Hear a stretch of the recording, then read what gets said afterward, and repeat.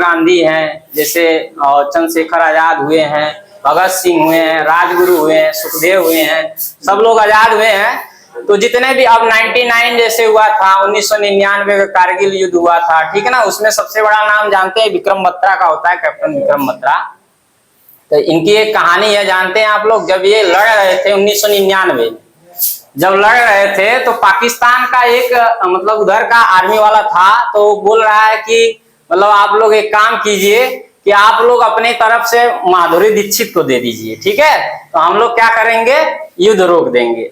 तो विक्रम बत्रा साहब जो थे, कैप्टन विक्रम बत्रा, इन्होंने इधर से क्या किया, एक बम लेके उसका निप खींच के तुरंत उसको दे दिए, कहें कि लो जो माधुरी दीक्षित है अपनी तरफ से तुमको ये उपहार दिए। अब इतना समझ लीजिए कि विक्रम बत्रा उसमें 1999 के कारगिल में लड़ते लड़ते शहीद हो गए थे।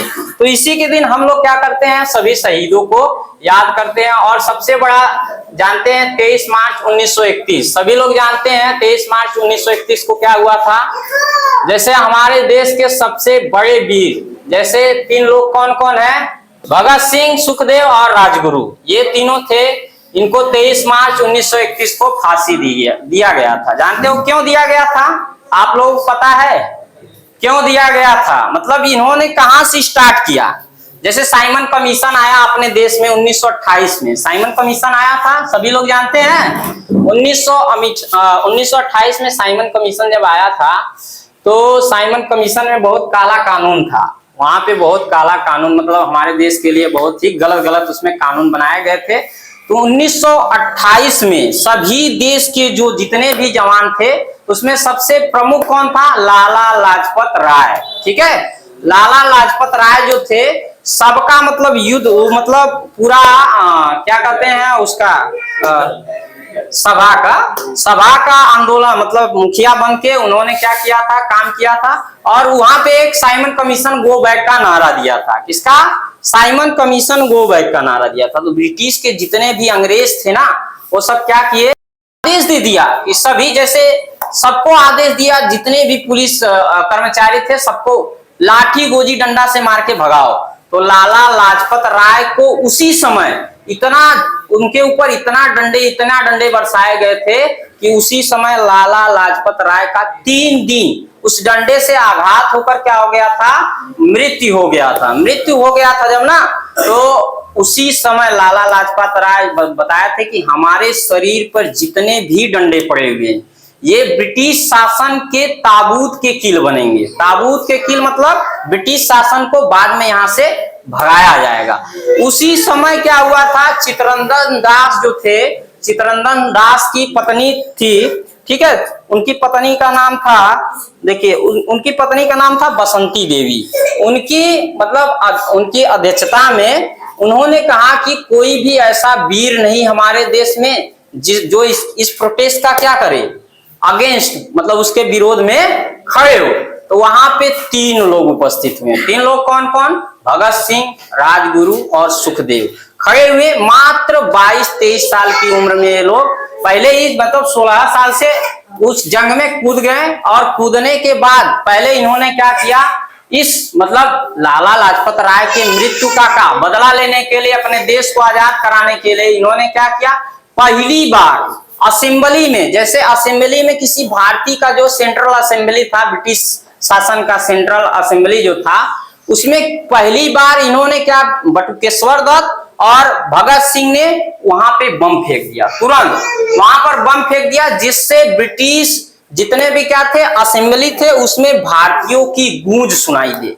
भारतीयों की बात कोई होती नहीं थी, समझ गए, तो उनकी गूंज सुनाई दे कि हम लोग चाहते क्या है, समझ गए। तो वहां पर इन्होंने क्या किया, भगत सिंह, और भागे नहीं, वहां पर असेंबली में बम फेंकने के बाद, और सबको पता चल गया, बम फेंकने के बाद, बम एक छोटा चीज नहीं होता है, समझ गए, तो सबको पता चल गया। और वहीं पर इन्होंने क्या कर दिया, आत्मसमर्पण कर दिया। आत्मसमर्पण करने के बाद भगत सिंह को रखा गया, लेकिन बटुकेश्वर दत्त को फांसी दे दिया गया। फिर इसके बाद इन्होंने क्या किया कि इन्होंने ये जो था जेम्स स्कॉट को मारने की विचार बनाए, लेकिन उनकी जगह पर सैंडर्स मारा गया। कौन मारा गया, सैंडर्स मारा गया। सैंडर्स जब मारा गया ना, देश में हाहाकार फैल गया।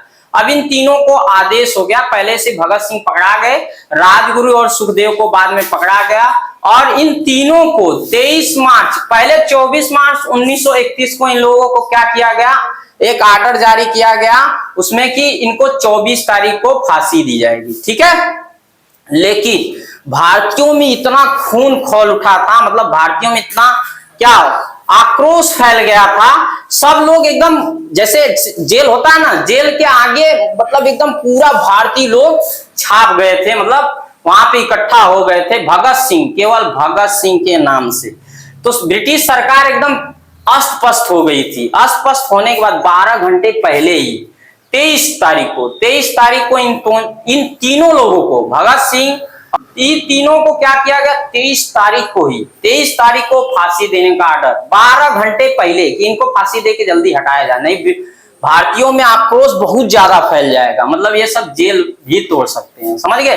तो उस समय जब इनको जेल का मतलब उनको फांसी की सजा का, जब अब भाई 23 तारीख को उनको फांसी दी जाएगी, तो उस समय सभी लोग जैसे आम इंसान होते हैं तो वो सब क्या होते हैं, थोड़ा से नर्वस हो जाते हैं। लेकिन ये तीनों जो हमारे देश के वीर शहीद जो हुए थे, ये तीनों हंसते हुए ऐसे चल रहे थे, फांसी के फंदे की तरफ ऐसे चल रहे थे जैसे लग रहा था किसी महबूबा से मिलने जा रहे हैं, मतलब महबूबा समझ रहे हैं, किसी पत्नी से मिलने जा रहे हैं, फांसी के तख्ते की तरफ ऐसे, और ऐसे गले मिल रहे थे जैसे लग रहा था कि जिंदगी के पड़ाव में जंग जीत के आए हैं, जिंदगी के पड़ाव में क्या जंग जीत के आए, इस तरह वो सब चल रहे थे। और लास्ट में जब इनकी फांसी दी गई थी तो भारत माता से बोले थे कि देखिए माता जी, हम जब तक इस धरती पर रहें तब तक आपका क्या किए, निस्वार्थ आपका सेवा करते रहे, लेकिन जब मर रहे हैं तो भी बस आपके लिए। तो 23 मार्च 1931 को इन तीनों लोगों को फांसी दी गई थी।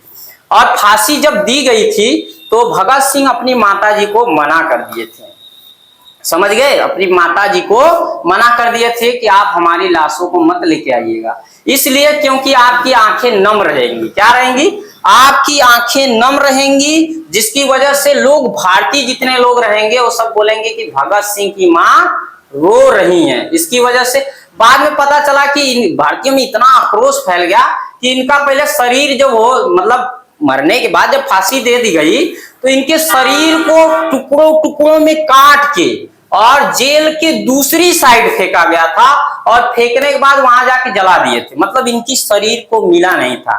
तो इसके उपलक्ष्य में उन शहीदों को हम लोग मतलब उन शहीदों को याद करने के लिए हम लोग बार बार क्या करते हैं, हम लोग 15 अगस्त को ध्वजारोहण करते हैं, ध्वज फहराते हैं, ठीक है ना, उनकी याद में।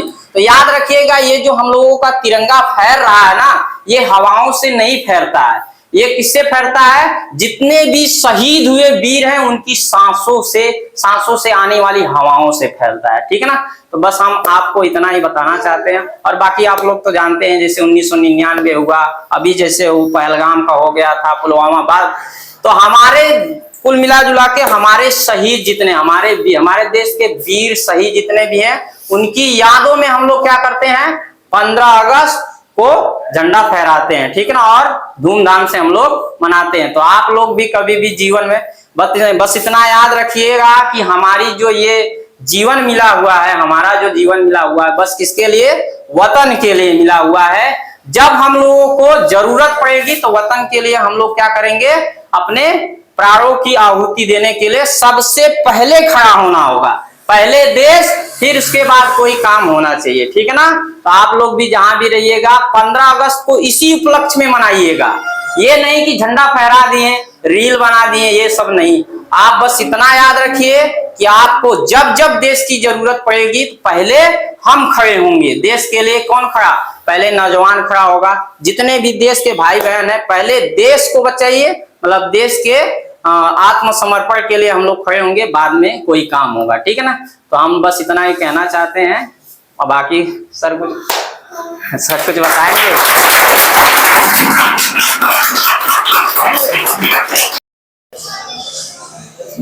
अरे बोलोगे तभी तो आएगा, नहीं बोलोगे तो नहीं आएगा। 75 साल का बुढ़ा तमाशा देख रहा था। अच्छा है भगत सिंह, तेरा चेहरा नहीं है नोटों पर, वरना तू भी कुचला जाता मुन्नी और शीला के कोठों पर। तू था और रहेगा वीरों के दिलों में, रहने दे गांधी जी को नोटों पर। तू शहीद हुआ, ना जाने तेरी माँ कैसी सोई होगी, एक बात तो तय है तुझे गले से लगाकर फांसी भी सौंपा रही होगी।